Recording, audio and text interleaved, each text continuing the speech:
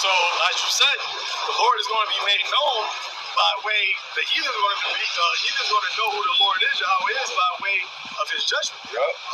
Exodus 7 verse 5. And the Egyptians shall know that I am Yahweh when I stretch forth my hand upon Egypt and bring out the children of Israel from among them. So, the Egyptians, which are these modern day Egyptians, are these Americans, and really the whole world, right? But started with Babylon, spiritual Sodom and Egypt. They're going to know that Yahweh, his name, he is, when he what? When he stretches out his hand upon this place in judgment, which we have already been prophesying the Lord is going to do. No other nation of people is prophesying that their God is going to judge this place, is going to destroy this place. So when this actually happens, people are going to know that, oh, Yahweh is doing this. The men, the God of Israel, the ones that these men were saying that was going to bring this place, their God is doing this. And then when Yahweh Shai returns and deliver us out of here, that's going to be the what? He's going to show himself through Yahweh Shai. That's where it says that the Egyptians going to know that he is Yahweh, that he is when he stretched forth his hand upon Egypt and bring the children of Israel from among them. Right. And to that point too, I was thinking about it too. I've never heard it, in America anyway, I've never heard a heathen, like, thank their God for anything. Never. Like, I know, like, you see they have, I know the Edomites, they got the little gold elephant in their car, but you don't ever hear them reverence their gods. Whether they did, none of them would have got the beat. Other nations got it. They wouldn't be celebrating Christmas. Exactly. They wouldn't be doing that. No. New Year's. Yeah. All of those holidays goes back to Babylon, goes back to Greek, Roman gods. January, Janus, Christmas goes back to Saturnalia, the water. Saturnalia, which really goes back to Nimrod and Tammuz, right? Goes back to Babylonians. So you got these other heathens like Ishmael and Elam and Moab saying Merry Christmas. Y'all over here God tripping. Y'all not here. Y'all over here celebrating other gods. But that goes to show you when back in the during the Greek Empire where Esau really got the way out and to deceive the nations. Like he got the influence and he spread his philosophies going back to the nations were drunk of the wine of her fornication. He just spread his influence everywhere. So everybody now is really everybody's a damn Roman. Really. When in Rome. Yep. And that's why they celebrate Christmas, Thanksgiving, and all that. Now, probably not all the heathens, but a lot of them. Because remember, we don't talk about, you got second generation heathens here that don't really know their native land customs. Remember, you have heathens that are Americans. Like they're actually American minds, born on this soil. Yeah, they celebrate 4th of July. Yeah. None of their relatives was here during 4th of July. And they over here barbecuing, doing fireworks. They celebrate Memorial Day. Yeah, they definitely do. Going to the fireworks and stuff. They go to the beach and all that shit. You'll catch all the different people at these things. You don't want to make money.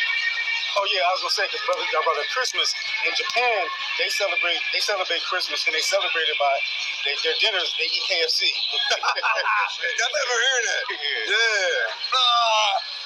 I ain't gonna lie, that's hilarious. That's hilarious. What the? Damn. That shows you how Americanized they are. Oh, matter of fact. Oh, my bad. Matter of fact, there was this actor sodomite nigga, but he was in France. I seen this on social media. I guess it was a TikTok. That's what TikTok, right? TikTok. Yeah. But the TikTok, right? The dude, he was effeminate as hell, but he brought out some good points. He was in Paris, France. He was like, yo, don't believe the hype. Paris, France is a dump. He said like, yo, it's hella McDonald's here. And it's hella American stores. I think Starbucks he showed, and he was actually in France. He was like doing selfies. And I was looking at it like, that's Paris, France. They make it seem like it's like this romantic You know what I'm saying? They make it seem like it's so nice, but he said it was trash. Selective, my bad. How in the hell are we supposed to expect the next generation to grow up with any type of feminism, or not feminist, submissive ways? That's who's raising them. Oh, that's who's raising. Like that's who's raising the children next. Like yo, my mother. I've never heard my mother curse before. Like use a curse word. Never. I never hear her curse that much either. I'm always curse that much. But like, like now it's just so commonplace, man. It's just so commonplace that these women are really. I think the scripture says it. Like even a sea monster gives the breast. Like even the sea monsters will take care of their youth. But these daughters of Zion, these Israelite women out here, man, it's crazy. That's why the brother always mentioned the passport bros, man. You would rather have a heathen, which is a damn curse, but you would rather have a heathen woman raise your child than your own Israelite woman, man. And that's crazy. You'd rather have a heathen woman raise your child than her own daughter of Zion.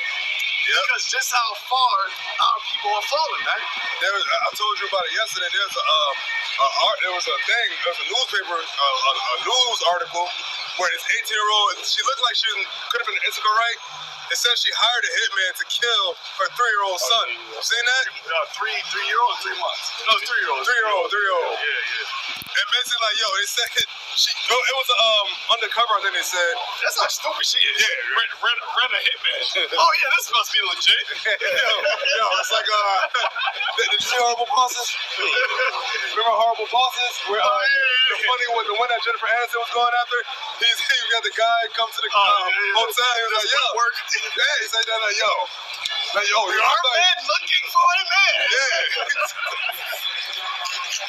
He's like, yo, so nobody's want to get peed on. And it's like, but that was the funny shit, but it's like, yo, come on, the hitman is very discreet. You ain't gonna just see a hitman and Craigslist on advertising like, yo, man, you need a hitman? Rent a hitman. Yeah, we do kids, you know what I mean? Nah. And it said that she called this guy, gave him the pictures, gave him the whole thing that you would give to a hitman. Like, yo, where the son lives, where his dad. Damn, you the mother. So what, you gonna have him smoking with you? I mean, 3-year-old saying, yo, we got a hit on our 3-year-old child. Well, my barber told me that he had a little cookout, and his neighbor, which is a cop, right? They came to the cookout in the backyard, and his neighbor gave his 5-year-old son a beer, and it was like, oh yeah, he could down that. Yo, here, take this.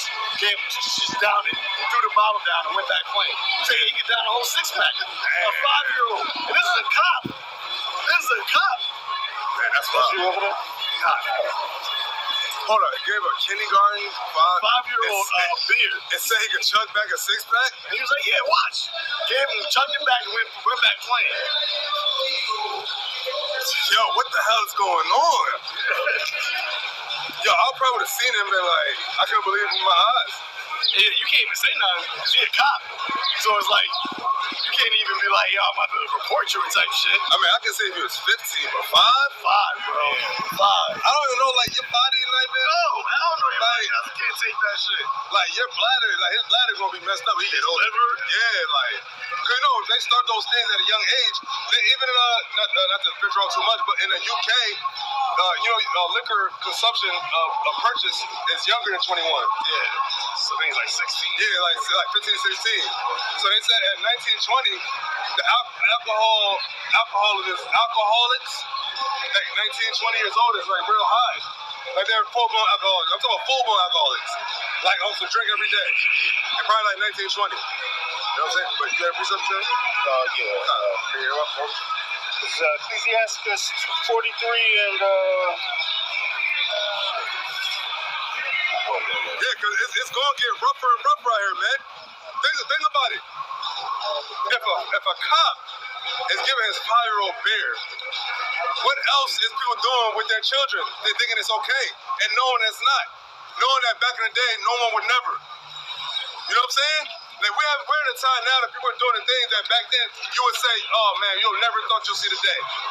Never thought you'd see the day. That pigeon was flying so low as hell just now. Go ahead.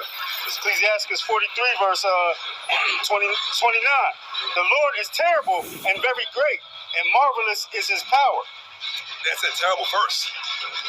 What does the word terrible mean? You ain't gotta go and like, you know what I'm saying? Terrible means real effed up.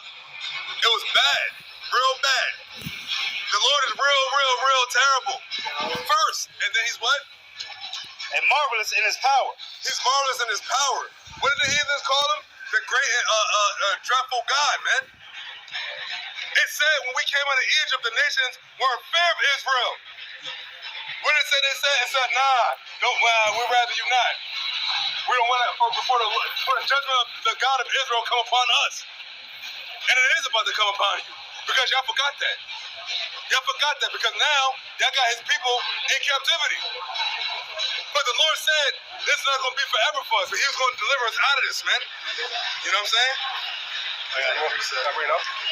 It says,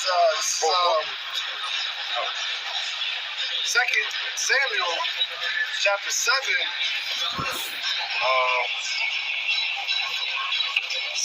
Chapter 7, verse 22.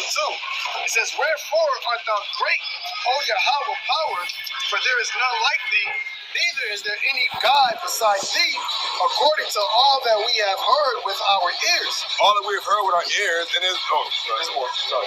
And what one nation in the earth is like thy people, even like Israel, whom God went to redeem for a people to himself, and to make him a name, and to do for you great things and terrible for thy land before thy people, which thou redeemest to thee from Egypt, and redeemest to thee from Egypt, from the nations and their gods. So, quick question. That's a question. Yo, run that back, yo. That was heavy right there. It says, and what one nation in the earth is like thy people, even like Israel, whom God went to redeem for his people to himself. Now let's deal with that question alone. What one nation under the sun is like his people Israel, man? He's the creator. He chose Israel. He gave Israel his spirit. So what other nation that is like that? Right? And to make him a name, and to do for you great things and terrible for thy land before thy people, which thou redeemest to thee from Egypt, from the nations and their gods. So that's a cut to where people say that, oh, the Lord didn't give us his name yet. The Lord didn't give us his name. What are we going to call on him? For a time of need, in time of trouble, who are we supposed to call? The Lord said, the brother just read, in the land of the captivity, that you remember my name. How are we going to remember? Because he gave it back to us.